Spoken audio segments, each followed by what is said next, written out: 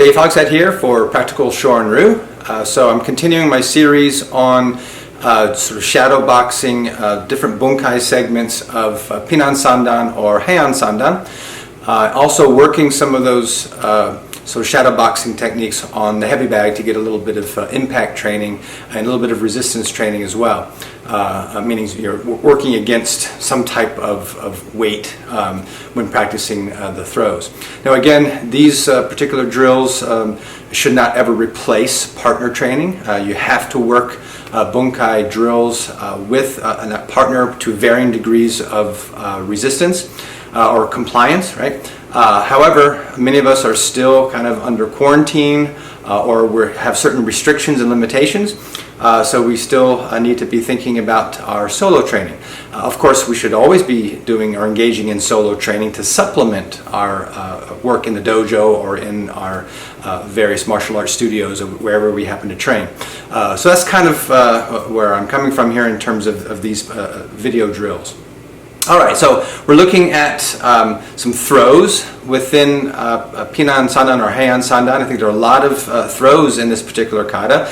And again, for karate, throws aren't necessarily our go-to technique, but they're definitely in the kata, and they're there to as other techniques and tactical strategies that help us incapacitate the enemy, get the enemy on the ground so we can escape. Of course, the best way to get the enemy to the ground without going to the ground ourselves is punch them, knock them out, and run. Yeah, but that that doesn't always happen. So throws are a good alternative, a good technique to be in our arsenal of techniques and tactics.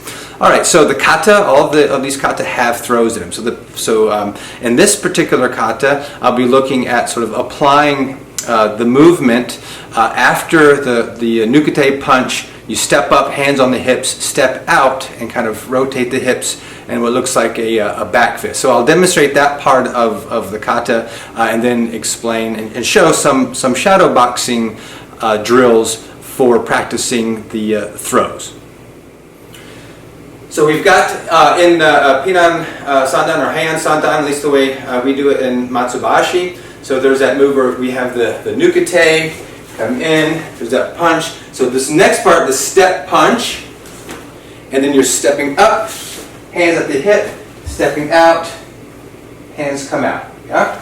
So that's kind of the technique I'm looking at. So maybe from this particular angle, right? So you've got the step in punch, come up here, step out, and that back fist.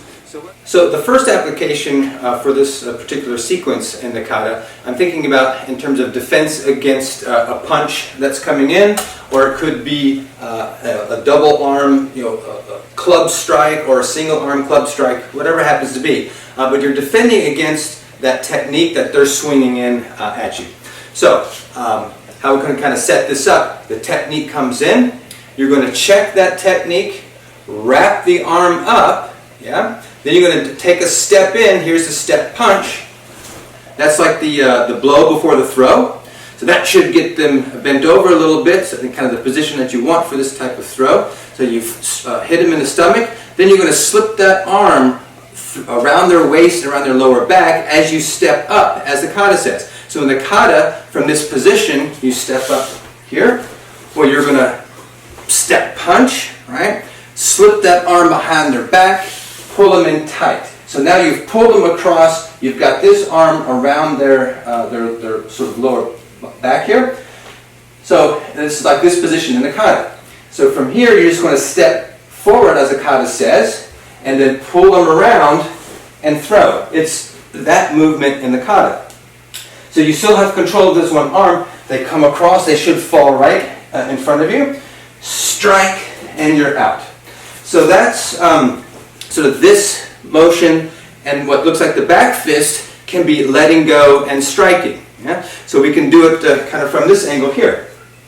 So we've got the punch comes in, so you check it, wrap it up, step punch, step in, pull them around tight.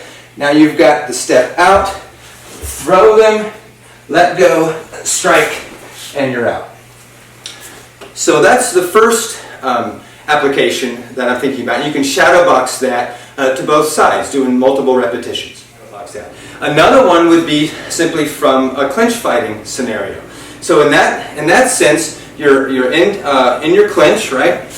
And so what you want to do here is you're going to sort of be kicking, knee striking, head butting. You're going to get this arm around to get that outer side grip on their arm.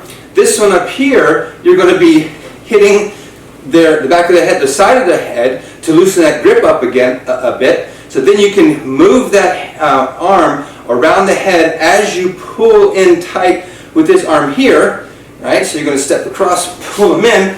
Now you've got that basic position, right?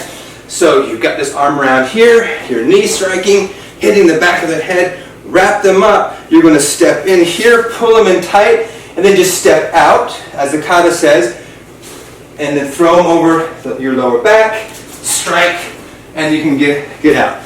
From the other side, just be here, boom, pull them in tight, step forward, throw, strike, and away.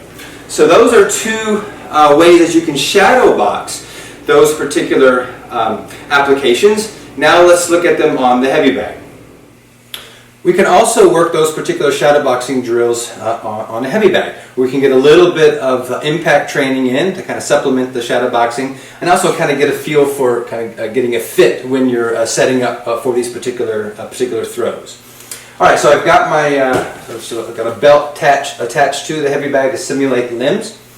So the first one that we were looking at was that technique comes in, you check the technique, you strike, slip the arm around, and then do the throw and strike. So how we can work that here on the heavy bag. So you're going to have this belt here out as if that's the punch or the arm that's swinging in, right? So here you would check it, wrap it up. Here's your hikate, step in, punch. Then you're going to pull as you come in, wrap the bag up, pull in tight. Then you got a little lift. And then from here, simulate the throw, strike, and you're out. So a little bit faster here.